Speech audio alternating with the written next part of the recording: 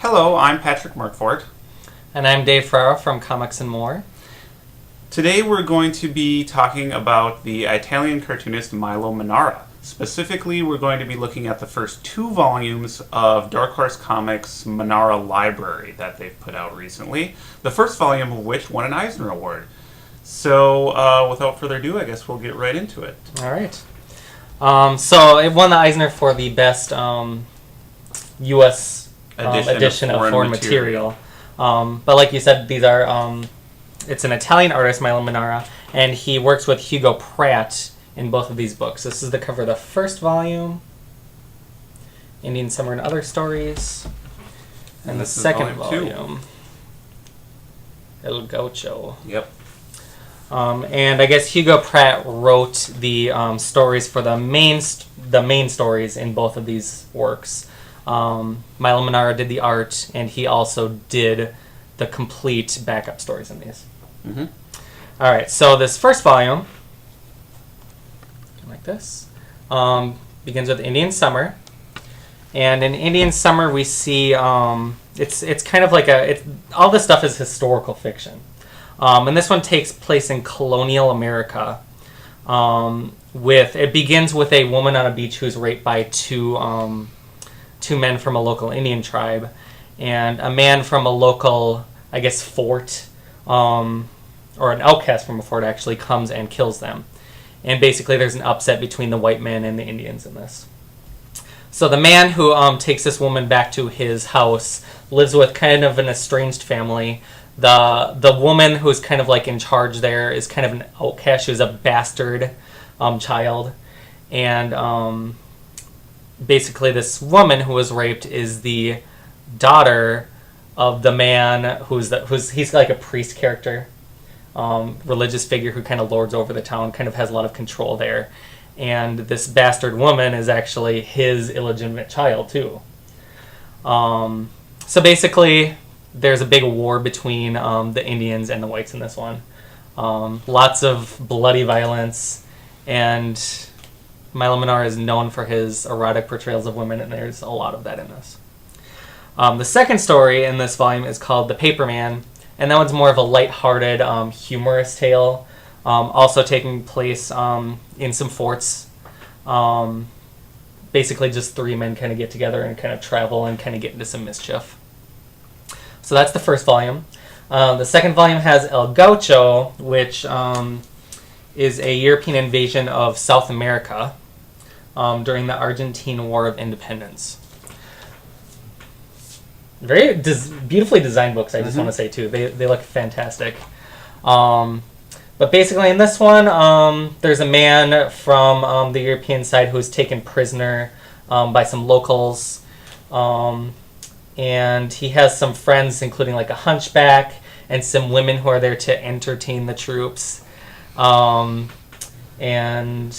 in the end, the war kind of takes place and stuff like that, and then there's some repercussions from what happens there. I don't want to spoil too much with what happens at the end and stuff, but the backup stories in this one is Trial by Jury, and those are pretty much just like illustrated versions of like some important like trials in history, right? Well, they're not real trials. No, not real trials. They're kind of a mix. They were an early work by Manara, I think.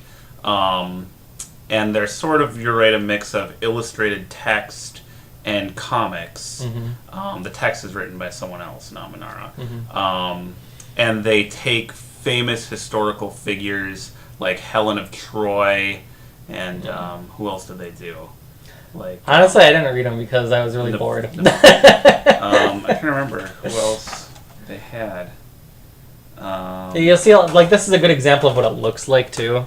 So there's quite a bit of prose in here, and then there's some illustration to go with it. But they would take real historical figures and real historical events and kind of create these mock trials. So sort of summarize what these, Robert Oppenheimer is one, sort of summarize what these kind of notorious historical figures had done, and sort of set up this kind of mock trial situation and, let the readers decide, is this historical figure guilty or or innocent. So it's kind of an interesting exercise. Yeah, I will say I started to read that stuff and I got kind of bored by it. There's just a lot of prose, I didn't read all of them either. Very dense. I was like, I get it. And it's that part's black and white, and the rest of it is really rich, lush color. Right. So it was just kind of like it very much paled in comparison to the other stuff in this. I Right. feel like, but I'll show you an example of the interior of some of this art. I mean, this is really beautiful, detailed, realistic art, classically illustrated, I would say.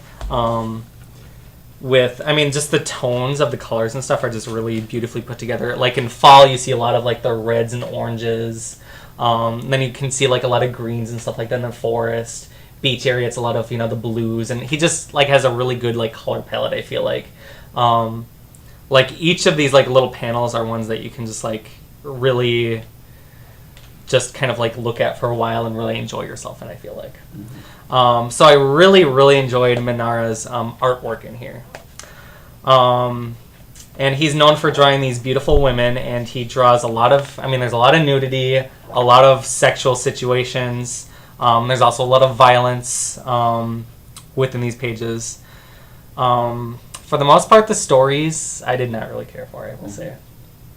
How did you feel the same way, or did you? Pretty like the much, stories? yeah. The stories were well done and obviously well researched by Hugo Pratt. Yeah. But they didn't really excite me. Yeah. I liked El Gaucho the best. I enjoyed that story as a whole. I enjoyed the story. I enjoyed the artwork. That one, of everything here, I thought worked the best. The initial story in Volume 1 with this kind of like weird incestuous family and the rape by the Indians, and I couldn't really connect to any of the characters. Yeah. So, obviously Milo Manara is a great artist. Mm-hmm. So you have his lush artwork to enjoy. Yeah. But, I just wasn't really excited by the stories. It fell flat for me too. I was kind of surprised because looking through it, like after I got the first one, I'm just like, oh my god, this is gonna be fantastic. Well, it is great. Fantastic on and that it level. looks great. The artwork is fantastic, and Manara is a legendary creator, and I think deserves this kind of slightly oversized, nicely colored, hardcover presentation for his artwork. And I love these scenes of like the ships and stuff. He's obviously looked at ships and has like very detailed. And he's known for drawing beautiful women and the kind of erotic nature of his stories. And actually, Dark Horse, I think, is going to be doing a kind of separate line, which is his more overtly erotic material. I think there are 2 volumes that have been solicited so far for that. But he obviously is really good at drawing a lot of different things, you know. So everything here is very detailed, and all of the ships and historical costumes and settings and the Old West and just everything is beautifully drawn. But that's kind of all I have to say about it. That's kind all of you get. I take away from it, which is not. That's probably enough. Given the skill level of his drawings, I want to be careful reviewing this because it's one of these works that I appreciated more than I actually enjoyed. Yes. Like I was like, okay, Milo Manara, I get it. I don't want to take him out of the canon. I'm glad that he is given this beautiful presentation, but did I have a lot of fun reading it? Not really.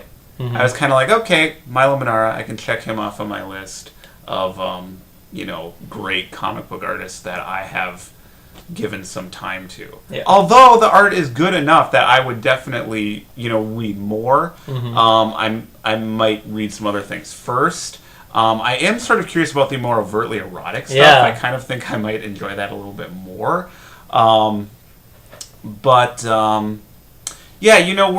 at the point now with comics, especially in like archival material, that there's just so much good stuff being given beautiful presentations that I think it's okay to say this is a good work, but it might not be my thing, and move on. You can't read everything. And that's kind of like a point that I've had to get to, like with comics, like the past few years at least. For a while you could kind of read everything worth reading, but now there's just so much good stuff out there. You know what I mean? So I'm glad Manara's there. I'm glad I had a chance to look at it, but I would prefer like to read E.C. Segar or something. You know what I mean? Which is also collected in lavish hardcover volumes. So there's something out there for everybody. Manara might just not have been for me, but I certainly agree with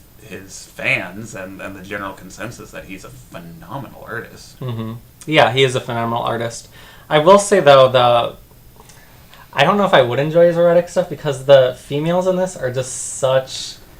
I mean, I don't even know how to describe it. It's like every single female in these books are very erotic, promiscuous characters for the most part. Except there was one woman in El Gaucho who was like the head of the household, who was very much like a like her word was law kind of girl. But then she was raped later too. She was, you know what I mean? It was like undercut. There's a lot of rape. There's a lot of rape. And everything is depicted so beautifully that even the rape is almost eroticized just because of the way Manara draws it. And I think he draws the boys beautiful too. Like the Indians who attack the girl in the very beginning of the story in Volume 1, Indian Summer, are sort of beautifully drawn, kind of live figures. But they're raping this girl. So there's sort of some troubling imagery going on there that I don't know that I feel real strongly one way or the other, but it's there. Yeah. Plus the victim in the first work too. I mean, like her innocence, like was kind of undercut later by her being like with her father figure, like later on. It's just very, I don't know. It's a little trashy. I feel like.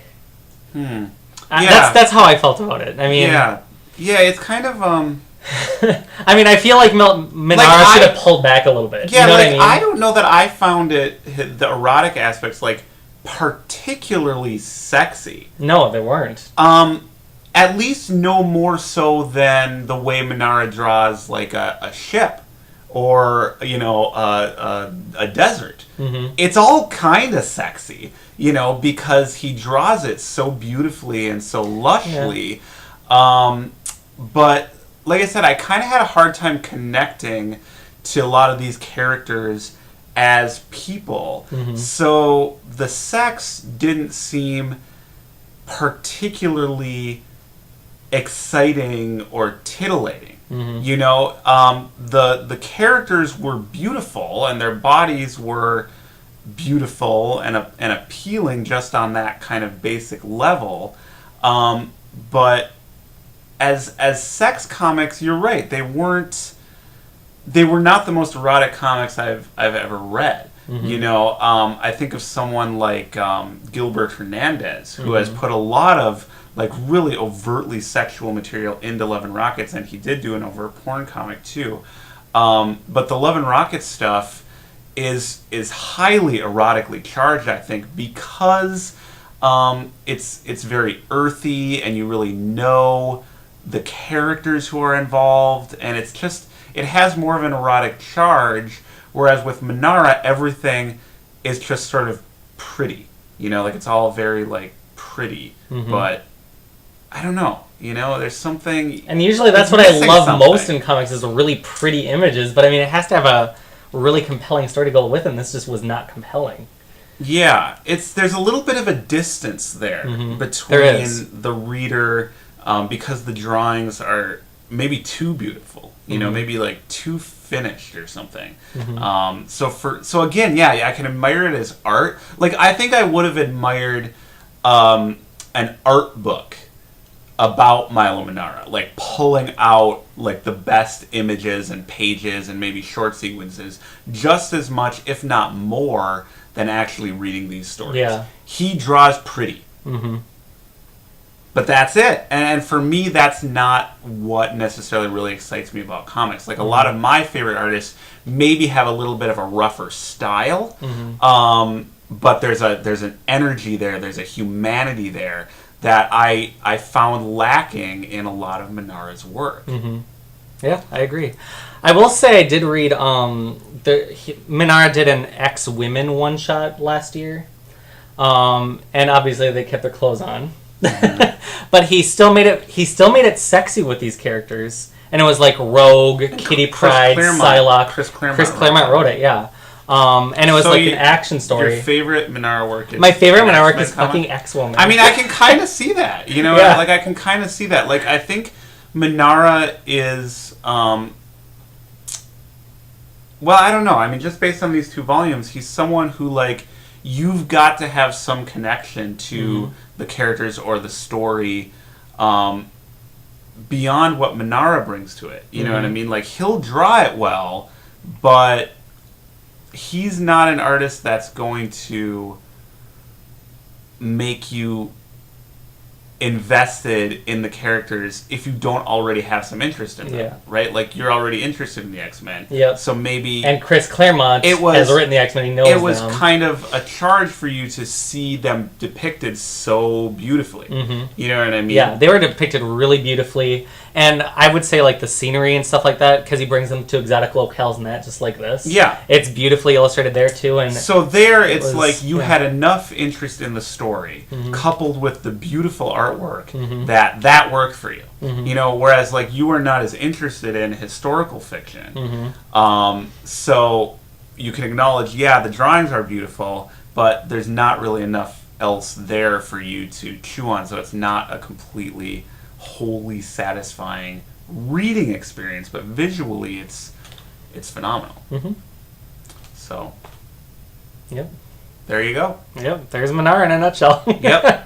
So you know, I could imagine this would be a lot of people's like favorite comic this exactly year. And it did win an Eisner Award, and I mean you have to say they are presented wonderfully, deservedly so. Yeah. I mean, I think, you know, I've been aware of Manara for years. I've never really read any of his stuff. I mean, I think, you know, he deserves his place in the canon. He deserves to be presented here beautifully. But I'm going to go read ECCR. Yeah, so, I mean, people who are really into the historical stuff, they really like, you know, like even like something like Prince Valiant or something like that might really enjoy this. I think people who like Hal Foster and Prince Valiant will enjoy this. So, if you like that kind of stuff, I would definitely seek this out because you're going to love this, I feel like. Yeah. But and I feel like Manara is an important creator. Yeah. It's worth looking at. I mean, if you've not seen any Manara, it's worth, you know, taking a look at this stuff. And you know, if you want to, like, really have a well-rounded view of comics, I think you should know Manara. But... you know, like I said, we're at that point, like, not everyone has to read all of everything. You know, like, for me, like, a best of Manara would have been enough. Yeah, I agree with that. So there you go. All right. Well, I guess that's all I have to say about Manara. Thank you for tuning in this week. I think we're kind of getting into, like, a monthly routine of doing the Comics and More podcast. But Patrick Markfort, if you haven't checked out his own vlogs, he does them pretty frequently, at least once a week. So please check them out. It's really good stuff. Yep, I put them up on YouTube. The channel is just Patrick Markfort. I usually talk about comic books. So it's a lot like this, except it's just me. All right, well, thank you for tuning in, and we'll see you next time. Bye.